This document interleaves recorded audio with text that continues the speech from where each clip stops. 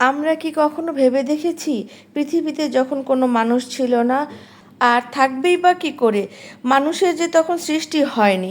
আসসালামু আলাইকুম। আজকে আমি আপনাদের সাথে আলোচনা করব জিন ও ফেরেশতাদের নিয়ে। আল্লাহ তাআলা মানুষের আগে ফেরেশতা সৃষ্টি করেছেন জিন। ফেরেশতারা হচ্ছে নূরের তৈরি। তারা সবসময় আল্লাহর হুকুম পালনে ব্যস্ত থাকেন। আল্লাহর আদেশের বাইরে তারা কিছুই করেন না।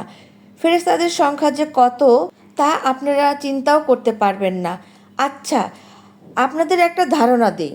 আমার মনে হয় আপনাদের এতটুকু অন্তত ধারণা আছে, আকাশের 7টা স্তর আছে। আমরা আকাশের দিকে তাকালে দেখতে পাই আকাশটা কত বিশাল, কিন্তু আকাশের এখানেই শেষ নয়, তার উপরে আরও আকাশ আছে। আমাদের নবী মুহাম্মদ সাল্লাল্লাহু আলাইহি সাল্লাম মিরাজের রাত্রে সেই 7 আকাশ পাড়ি দিয়ে আল্লাহর সঙ্গে দেখা করতে গিয়েছিলেন। এটা তো আমরা সবাই জানি। কাবা শরীফের আর এক নাম বাইতুল্লাহ, মানে আল্লাহর ঘর। বাইতুল্লাহ বরাবর ঠিক উপরে 7ম আকাশে আরও একটা ঘর আছে। সেই ঘরের নাম বাইতুল মামুর। এই বাইতুল মামুরের প্রতিদিন 70,000 ফেরেশতা আল্লাহর ইবাদত করেন। একবার যারা আসেন তারা দ্বিতীয়বার আর কখনোই আসেন না। কিয়ামত পর্যন্ত এভাবেই চলতে থাকবে। তাহলে ভেবে দেখেন তো ফেরেশতাদের সংখ্যা কত হবে। তাছাড়া প্রতিটি মানুষের সাথেই কয়েকজন ফেরেশতা আছেন। এর মধ্যে কিছু ফেরেশতা আমাদের জিন, শয়তান ও নানা রকম বিপদ আপদ থেকে বাঁচাতে সাহায্য করেন। কিছু ফেরেশতা আছেন যারা আল্লাহর দেয়া বিশেষ বিশেষ কাজ করেন। এই যেমন জিব্রাইল আলাইসাল্লাম নবীদের কাছে আল্লাহর বাণী নিয়ে আসতেন। মিকাইল আলাইসাল্লাম আল্লাহর পক্ষ থেকে মানুষের রিজিক বন্টন করেন। আছেন মালাকুল মাউত, যিনি মৃত্যুর সময় রূহ কবজ করবেন, শুধু মানুষের না, পৃথিবীর সকল প্রাণীরই।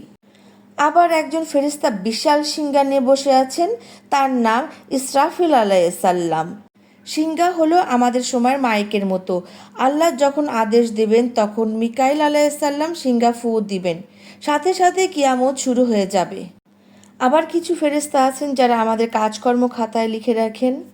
এছাড়াও জান্নাত, জাহান্নাম আরও সব জায়গাতেই অনেক অনেক ফেরেশতা কাজ করছেন। ফেরেশতারা দেখতে কেমন হবে? আসলে এ পৃথিবীতে তাদের দেখা আমাদের পক্ষে সম্ভব নয়। তবে আমাদের নবী সাল্লাল্লাহু আলাইহি সাল্লাম জিব্রাইল আলাইহিসসালামকে 2বার তার আসল চেহারায় দেখেছিলেন। জিব্রাইল ফেরেশতার ডানা ছিল প্রায় 600। সেই ডানাগুলো ছিল মণিমুক্তা খচিত, ঝলমলে। তার ডানাগুলো এত বড় যেন সমস্ত আসমান জমিন সব ঢেকে আছে। জিব্রাইল আলাইহিসসালাম ফেরেশতা ছাড়াও অন্যান্য ফেরেশতাদেরও ডানা আছে, কারো বেশি কারো কম। এ তো গেল ফেরেশতাদের কথা। এবার জিনদের কথা বলি। জিনেরা আবার ফেরেশতাদের চেয়েও ভিন্ন।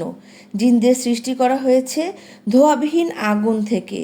আমরা মানুষরা যেমন চাইলে ভালো কাজ করতে পারি, আবার খারাপ কাজ করতে পারি। আমাদের মধ্যে যেমন ভালো আছে, মন্দ আছে, জিনেরাও ঠিক তেমনই। মৃত্যুর পরে আমাদের মতোই তাদের পাপ পুণ্যের বিচার হবে।